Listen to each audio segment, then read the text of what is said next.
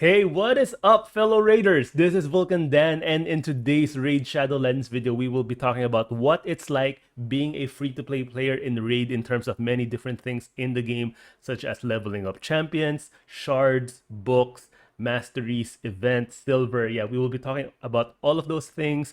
How many resources or how much resources will you get in a month, every 6 weeks in terms of the times 2 shard events for shards. All right, so yeah, let's get to it. First up is champions. Leveling up champions. How many 6 stars can you expect in a month when you are free to play? In my account, I have counted my champions, and it looks like I do have around 7 6 stars every single month. I used to count this before. Last time I counted this was a few months ago. That I was able to level up, or I was able to 60 6 star 5 champions per month. But now it's up to 7 champions per month. So I guess with all of the additional energy that we've been getting, all of the free chicken that we've been getting, so it's much easier to get a 6 star level 60 champion right now than before. So yeah, right now as a free to play, I'm getting 7 6 star champions every single month. All right, next up is books. How many books can you expect every month? In my account, every time there's a clan versus clan, which is usually around 2 weeks. But of course, this time around, I think they changed the schedule a little bit, so it was a little more than just those 2 weeks. But in a month, I usually get around 50 epic books. So that's 25 epic books during a clan versus clan if we do it every other week. So 50 epic books in a month and 20 legendary books in a month. So that's if we're doing it every other week for a clan versus clan, that's 25 epic books and 10 legendary books. That's more or less the number, but of course there's a little bit of RNG there depending on your drops in clan boss. So of course, this is dependent, or this is assuming that you're already doing Ultra Nightmare clan boss even as a free-to-play player, doing it with one key, and that your clan is completely getting that clan boss to 0 HP, so you're getting double chest every single turn. So yeah, 50 epic books a month, 20 legendary books a month for a free-to-play player. All right, next one is Masteries. Now, this one's a little bit tricky because as a free-to-play player, it is actually quite difficult to do your masteries for every single champion. So you will have champions with no masteries because unfortunately, yeah, with all of the events, tournaments, there's not enough gems, energy to fully max out the masteries of each one of your champions. I do have around 3,000 gems here, but I'm not using the instant full masteries with 800 gems because that is quite expensive. What I'm doing is I still run them the traditional way, which is through Minotaur, because that way you do save up on gems, but it does take quite a while because of course you have to do every single Minotaur run, and it does take a really long time. But yeah, for masteries, let me just show you. Most of my legendaries do have masteries. Yep, most of them. I'm working on Ethos right here, Warlord. Yeah, so Yoshi and Skull Lord right here don't have masteries, right? Basilius does not have complete mastery. So most of my 6 star legendaries do have. So I have Herndig and Bloodgorge right here with no masteries. So yeah, this is just the reality. I have Roxam here, no masteries either, working on Ignatius masteries. Rorik does not have. Ruel just has the basics. Iron Brago, I really should get to working on his mastery soon. Suzerain does not have masteries. Harvest Jack does not have masteries. And who else? Astrolith. And I think most of my epics, even though they're 60, look at here. Genbo, Inquisitor Shamel, Ursula the Mourner, Godseeker, and these are the good void epics, and still I don't have enough energy to get their masteries. This is just the reality of being a free-to-play player. So of course, I have to prioritize the legendaries. Padma, Basher, I just have the basics here.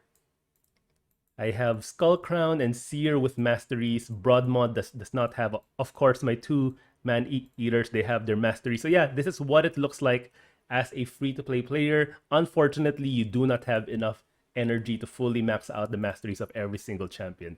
Next one is Shards. All right, so we will do this every 6 weeks because that's usually when we get the ×2 shard event. Every 6 weeks, you can expect, assuming you're doing all of the events, tournaments, finishing Ultra Nightmare Clan boss every single day, getting double chest, and of course, finishing Ultra Nightmare, Nightmare, and Brutal every single day for Clan boss. You will expect at least 120 Ancient Shards every 6 weeks, ready for the ×2 shard event. So we are expecting a ×2 Ancient next weekend. So I'll probably be around 130, 135, maybe 140. So by the time that ×2 event comes around, so yeah, at least 120, and this is usually enough to get at least one legendary, or you can also expect to finish the the champion chase tournament that comes with it, assuming of course you get at least one legendary and a bunch of epics.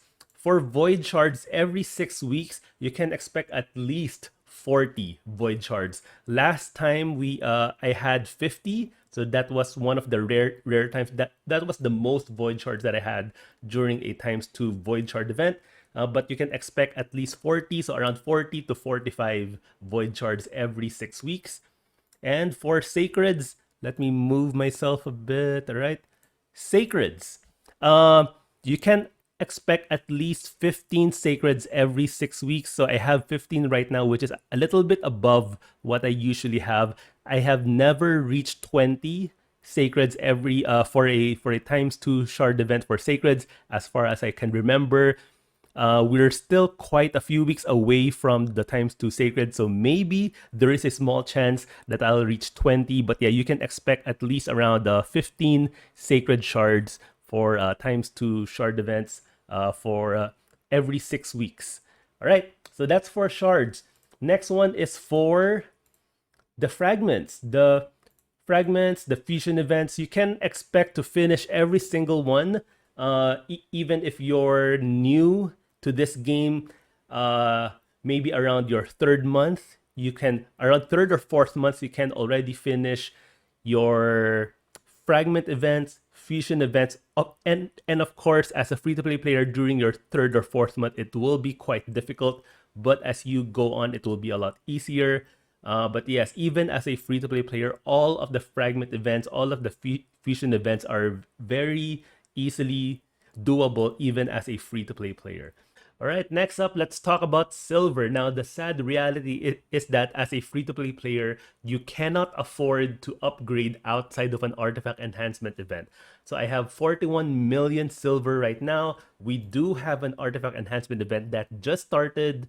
I have not upgraded any gear yet, but I can expect to use up around 30 million, so that would leave me with around 11 million. So I have to, as soon as I get the top reward in the artifact enhancement event, I have to stop and then wait for the next one to refill my silver for the next artifact enhancement event. So as long as you're not recklessly upgrading gear outside of the artifact enhancement event, then yes, you can finish every single one of those. But again, you cannot upgrade gear outside of those events. So yeah, so that's just the sad reality of being a free-to-play player.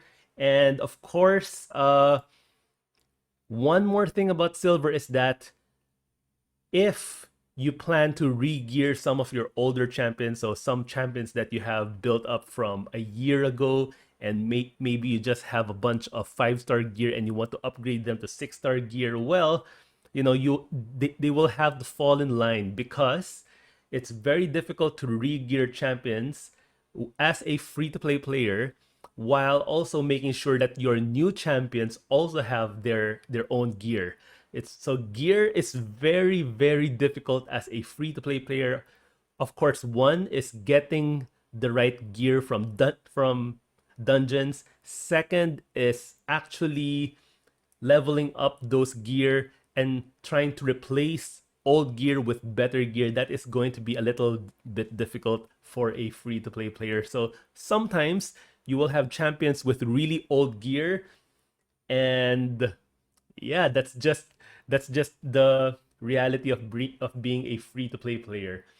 Yeah, and the last one is that events and tournaments.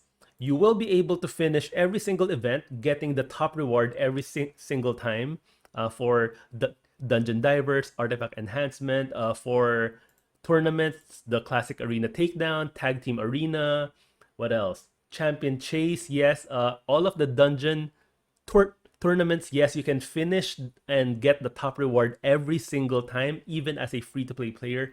The only event that you will most likely have to skip every time is the summon rush, because summon rush is usually during a times 10 event like what we have right now. And as you can see, I only pulled mystery shards. I only got up until 150 points. And this is the one event that you will have to skip as a free to play player, because really you do not have shards to pull during these times and events. But for the champion chase tournaments, most of the time, unless you got really bad luck during your times 2 shard event, those champion chase tournaments, you can expect to easily get that top reward, which is usually a legendary book. But yes, the only event that you will have a hard time with, or probably not a hard time, but you will never ever do, is the summon rush. Apart from just getting these 50 gems here, or maybe the most is this 100 energy, and that's about it.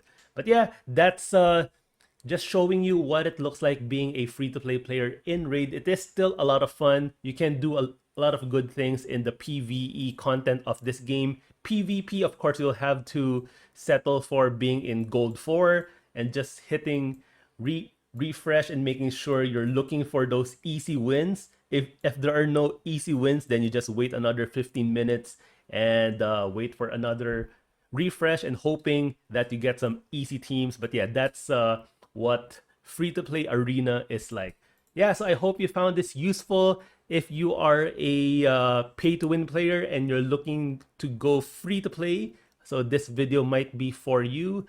Or if you're starting out in Raid and you want to see what it looks like 1 year after playing Raid as a free to play player, 1 or 2 years, then I hope you found this video useful. All right.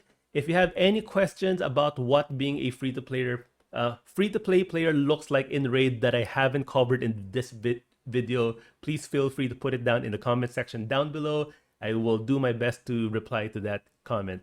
Thank you guys for watching, and I'll see you guys in my next video.